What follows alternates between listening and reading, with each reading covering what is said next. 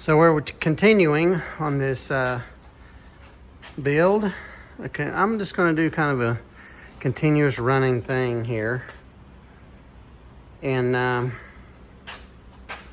you can see that I've got the new, I'm going to show you more, but I got the new suspension just placed in there. It ain't welded. It ain't 100% in there.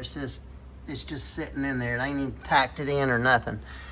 But you can see where I went around, and the bottom plate, the bottom of the new frame is on the bottom of the old frame.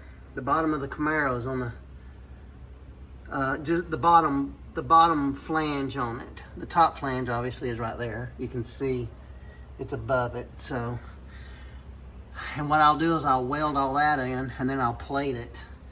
And I'll plate it from there to here, and weld into there, plate it on both sides, and then on top it'll plate, so it'll merge right into it, like it's slicing right into it.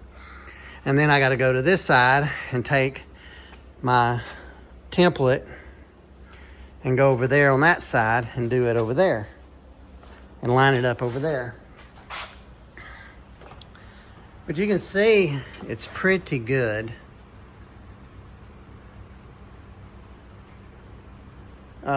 It's pretty good, I think. And it's in the spot, you know, my template is in the same spot, I believe.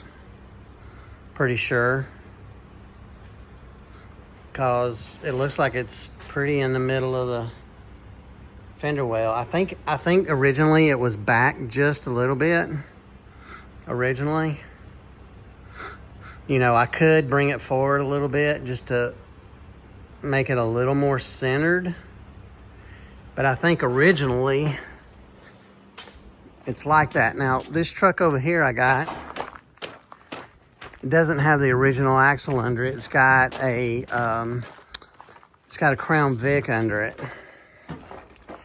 And it looks like they made that, they corrected or something. It looks like it's, I didn't put this one under it, somebody else did, but it's got a Crown Vic and front suspension, not a whole car, but just this front suspension. And it looks like it looks pretty similar to mine. Looks pretty similar. It's hard to tell without any wheels and tires on it, you know, without anything on it. It's kind of hard to tell, but it's going to be close. I think it's going to be pretty close, you know. If you take and do a measurement, I'm going to do like a 20-inch wheel, but with wheels and tires, it's going to be like 26, probably. So, yeah, it's going to be pretty close, I think, to his. I can't do it with one hand and show you guys, but sorry about all the jangling and jumping up with the camera, but I think we're close. I'm gonna tack it there, I think. Put some tacks. I got jacks there holding it up.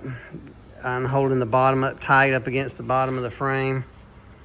And then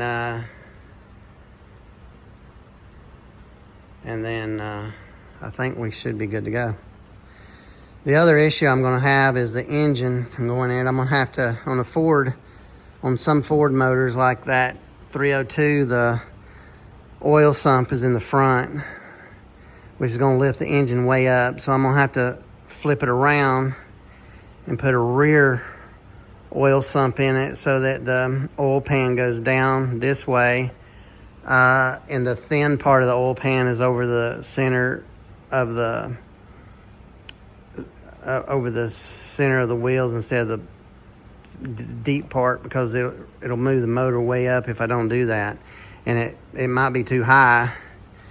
I don't know, but anyway, I think that's the way I'm gonna have to do it, is do the oil sump towards the rear, and then we'll have to, once we get an engine and transmission that I can mock up, or the final one I gotta build. I'll have to build a rear support for the transmission. So, but anyway, that's what we got now. We got all that cleaned up in there and ready to tack in, and I'll tack it all in. And then I've got some of those, I don't know what they call those wheels that are orange, that'll fit any lug pattern. They got hard rubber around them. I don't know what they call them. I don't know what they call them. But anyway, I got some of them that I'm gonna get and put them on there, and then I can see a little bit more about how it's gonna look. So stay tuned. We're gonna continue on this project, and I'll see you next time, or in the video later on.